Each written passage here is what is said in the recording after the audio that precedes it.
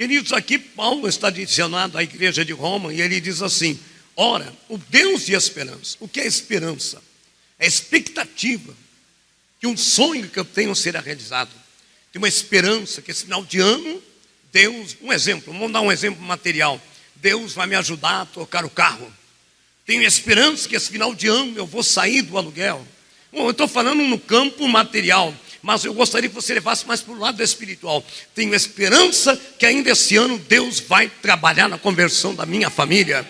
Tenho esperança que os meus filhos ainda virão para a igreja. Tenho esperança que eu vou ser batizado com o Espírito Santo. Tenho esperança que Deus vai se revelar de uma forma especial na tua vida. Esperança, expectativa. O homem que não tem sonhos nem esperança, desculpa, já está morto. Lá em Apocalipse está escrito, amém?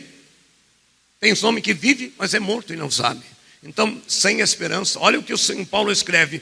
Ora, o Deus de esperança, o nosso Deus é Deus de esperança, querido. É Deus de esperança, não é Deus de pessimismo. Não vai dar, não vai acontecer, acabou, não tem jeito. O meu Deus é Deus de esperanças. Aleluia. Vos encha de todo gozo, de alegria, de paz, de crença, de fé, para que abundeis, para que a vossa esperança seja muito, muito grande.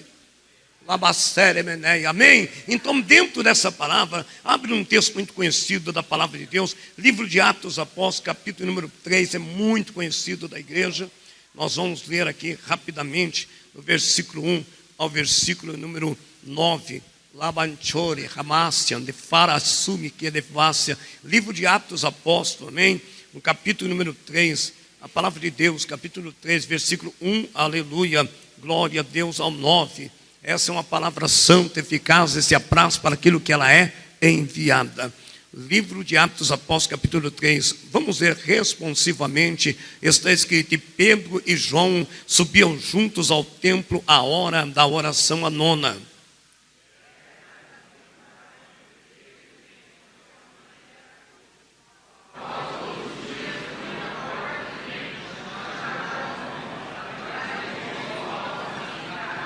E ele, vendo a Pedro e a João, que iam entrando no templo, pediu que lhe desse uma esmola.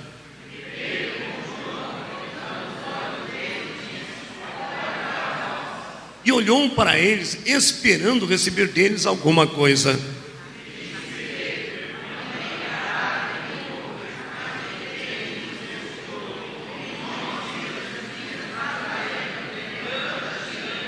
E tomando-o pela mão direita, o levantou, e logo os seus pés e artelhos firmaram.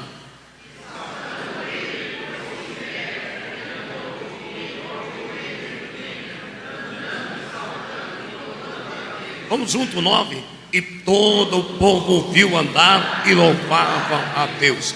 Pode se assentar. Bondoso Deus, nós somos gratos por essa palavra que advém do teu trono e convidamos o teu Santo Espírito para que nos dê sabedoria, discernimento, humildade, entendimento, para que tudo aquilo que for falado à luz dessa palavra traga esperança, libertação, milagres, maravilhas, Pai, porque a tua palavra se apraz para aquilo que ela é enviada. Queridos, eu quero que você preste bem atenção. A palavra de Deus começa dizendo aqui, nesse texto de Atos dos Apóstolos, começa dizendo assim: e Pedro e João subiam juntos ao templo, foram orar juntos. Eu quero que vocês entendam que Pedro e João nem sempre oravam no templo. Eles oravam com Jesus, oravam no monte, oravam nas casas, oravam nas ruas. Mas naquele dia em específico, eles subiram ao templo. E esse templo é um templo muito bonito, chamado Templo de Formosa. Um templo muito conhecido, mas foi um dia específico. Então, queridos, nada acontece por um acaso. Existe o tempo oportuno, a data, o momento certo. Hoje é a noite de Deus te dá a tua vitória. Hoje é o tempo certo, específico, Alabaxere Meneia, porque existe o tempo, existe um calendário nos céus. Existe um calendário, nada acontece sem um contorno. Nosso Deus é zeloso, nosso Deus é cuidadoso, Ele faz tudo na hora e no tempo oportuno. Pedro e João naquele dia decidiram subir para orar no templo.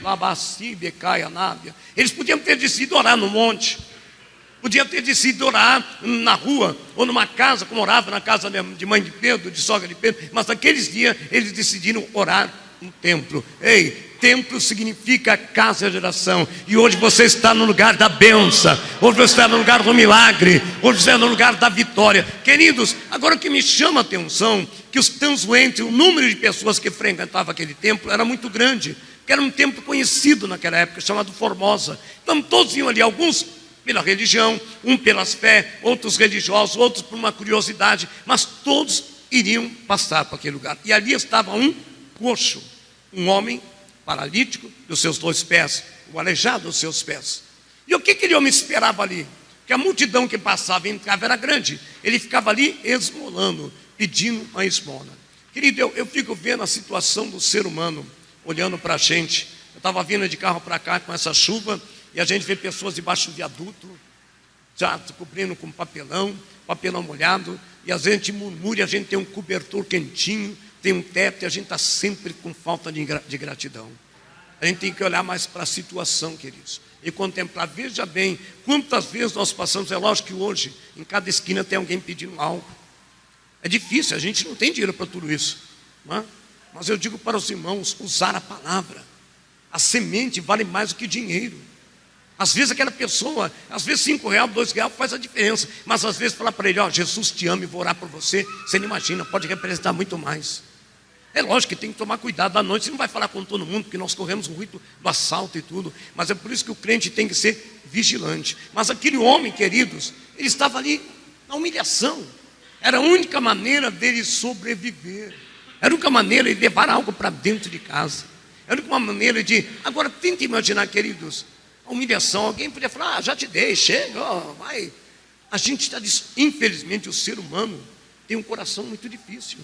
Estou falando até de nós. E escuta, até alguns crentes também. Cristão não, porque o cristão transformado pelo Espírito Santo tem que ser uma palavra que edifica. Mas tem crente, meu amigo, que só a graça. Tem crente, porque crente até o diabo é. Então é difícil. Agora imagina quantas negativas ele recebeu, quantas palavras de humilhação. Ou então, sabe aquela questão que a pessoa joga de qualquer jeito, não tem compaixão? Ah, pega aí. Labasséia, Narábia, Camanavasséia.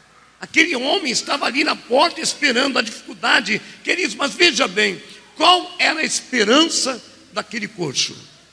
Qual era a esperança daquele homem? Receber uma esmola. Receber uma ajuda qualquer, uma moedinha, R$2, sei lá, na época, não sei qual tem o dinheiro na época. Qual era a esperança daquele? A esperança dele totalmente estava na esmola. Na esmola, querido. E aí que entra a palavra de Deus. Ele colocou sua esperança, depositou sua emoção no lugar errado. Ele estava na porta do templo, no lugar do milagre, mas fora do templo. Está entendendo? Ele estava ali à beira do milagre. Meus queridos, muitas vezes nós estamos assim. Muitas vezes nós estamos assim. A dificuldade é quando você coloca a sua esperança e deposita sua emoção no lugar errado. Ele estava ali na beira do templo e nunca falou, ó, me leva alguém lá para dentro para alguém orar por mim. Ele estava na porta do templo, mas não estava quantas vezes, querido? Presta bem atenção, quero que você entenda. Quantas vezes nós estamos dentro da igreja, mas a igreja não está dentro da gente.